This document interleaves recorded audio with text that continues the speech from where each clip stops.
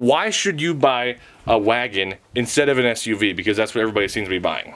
We're going to be going over why you guys should possibly just buy a wagon instead of an SUV or something like that. What's up, guys? Welcome back to the channel. And in today's video, we're going to be talking about my 2009 Audi A4 B8 Avant with a 2-liter turbo, 4-cylinder. I know, a little crappy. So pretty much what this video is, I made a video similar to this in the past, but at that point I didn't really have the car that long before I made that video.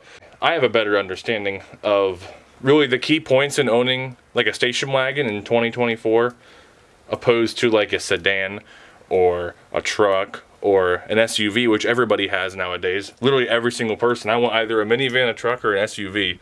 We're going to be going over why you guys should possibly just buy a wagon instead of an SUV or something like that. And of course, this video is not tailored solely to the Audi. I'm talking in general station wagons. So, you know, yeah, like the newer, I think it's a Buick Regal station wagon. You have a Mercedes-Benz station wagons. You have Volvo, if they still make them, station wagons. Obviously, like VW station wagons, which are pretty much the same car as this Audi right here, but with a different skin on it. It's literally the same exact car almost. Why should you buy a wagon instead of an SUV? Because that's what everybody seems to be buying. So reason number one why I would buy a wagon instead of an SUV is simply just from looks alone. And just like I said before, you see SUVs literally everywhere. I live out in the middle of literally nowhere. I live out in the sticks, and that's still all you see. It's SUVs and SUVs and SUVs. You could be a little different. People see this, they think initially it could be like kind of like an SUV kind of thing, but it's really low. The roof profile is a lot shorter. The whole car is lower. The proportions are so much different on an SUV. So you're like, no, it couldn't be an SUV. Like the dead giveaway with this. I mean, if you got rid of the hood, you might be able to be like, that could be an SUV if it was lifted higher, but the hood and everything throws it off. You're like, that's not an SUV, what is that? Because you don't see them anymore. You don't see people driving station wagons almost at all anymore. And like back in the 70s and whatnot, 80s, they were everywhere. Everybody had a wagon. There was more storage. The practicality is so much better than like a sedan or something like that. They get pretty damn decent fuel mileage. There's plenty of room in there for passengers. They're comfortable. This one not so much because it's lowered to the ground, so you feel every single pebble you drive over. Reason number two, especially in this car's case, is this thing gets better gas mileage than most SUVs that I've seen, because most of the newer SUVs, or like CUVs, whatever they call them, are also 4-cylinders usually, sometimes 6-cylinders, but a lot of times 4-cylinders and they're front-wheel drive. This thing's a 4-cylinder all-wheel drive, and it gets about, oh, I'd say in the city like 18, and then on the highway like 28 probably. It's pretty damn good. So I can't really complain with the fuel economy at all. I went from, before this, if you guys didn't know, I had a 2001 BMW 330 Ci. I got pretty decent fuel economy, inline 6, 5-speed manual, got pretty good fuel economy. And then before that, I had a 2006 Cobalt SS, 4-cylinder with a 5-speed, and that got like 38. That was the best car I've had of all time.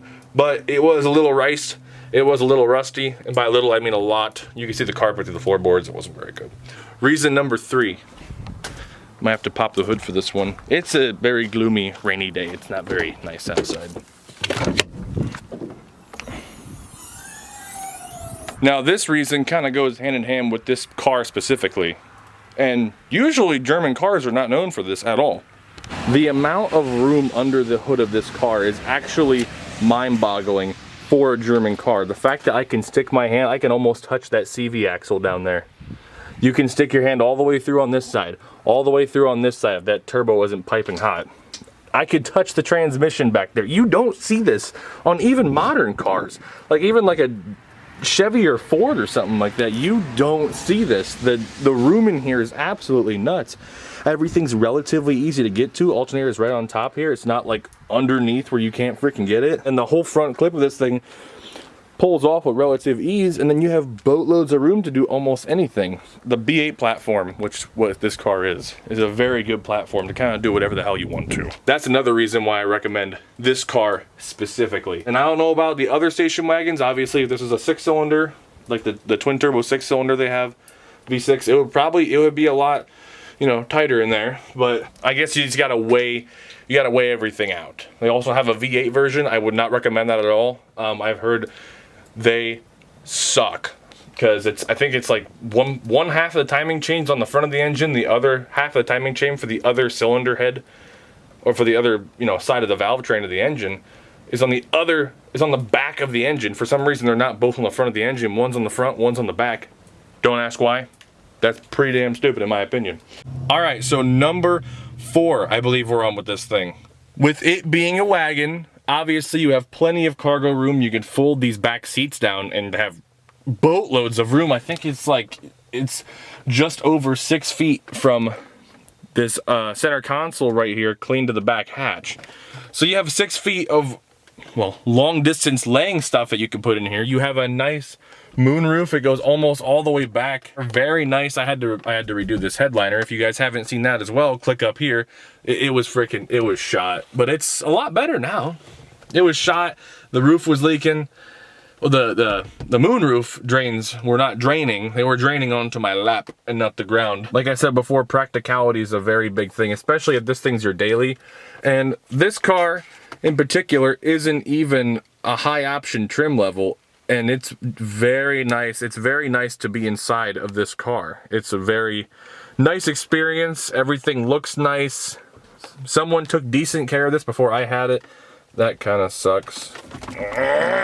Yeah, like I just said, I mean, you have a CD changer. Who uses that anymore? Because I do not. What you have, for example, in my center console, my glove compartment, what I have right here, if you guys can see, it's like for like an iPod or something like that way back in the day. That's what the radio recognizes it as, pretty much an iPod. But all it is a little Bluetooth receiver that you can plug straight into this little port down here, and then the radio just sees it as almost like an iPod input, and you can play your music on there. And what's cool is it'll actually know what it is, like different albums on your phone. If you've connected to it before, it'll list the albums off. It'll list, like, you can use the scroll wheel here and you can go through different artists and different albums and specific songs. It's actually a really cool feature, and I know why they did it, because if you plug an iPod in, you don't want to have to, you know, like the iPods used to have that little like pad, that little like touchpad that you have to navigate through albums and songs with. That's why they did this. It's almost like a perfect match. You just do it through your infotainment system, albeit a very primitive infotainment system, but this is from 2009, so you gotta remember that this was probably pretty big back then. Now it's like Dell Optiplex, not very good. I highly recommend this car. And I also want to apologize to you guys for the upload schedule again. It has been very difficult to keep a good upload schedule. I promise you there is a long video coming with the Trans Am, because we're currently doing the mini tubs on it. And then after that, it gets sanded in one more grit, then it gets paint on it. The mini tubs are pretty much done. We gotta seam seal them, all that stuff. There's a whole big video coming out over that, probably in the next 2 weeks here, maybe 3 weeks. But it will be in paint. Yes! Finally, Jesus Christ, it took long enough. But yeah, guys, that's pretty much it for this video. Why should you buy a station wagon in 2024? I think it's a pretty damn good, compelling set of reasons that I just gave there. I would buy this over an SUV any day of the week, under any circumstance. It doesn't matter where I live, because, you know, four-wheel drive. Plenty of room, plenty of room. Looks cooler, SUVs don't look as cool. It's just simple as that. They just don't. And it also because, you know, everybody has one too. I also want to thank you guys so much for watching the video. Like I just said, stay tuned for the Trans Am video coming up here pretty damn soon. That's going to be a very in-depth video. It's going to be a really good video, and I promise you guys will like it. But anyways, thank you guys so much for watching, and I'll see all you guys in the next one.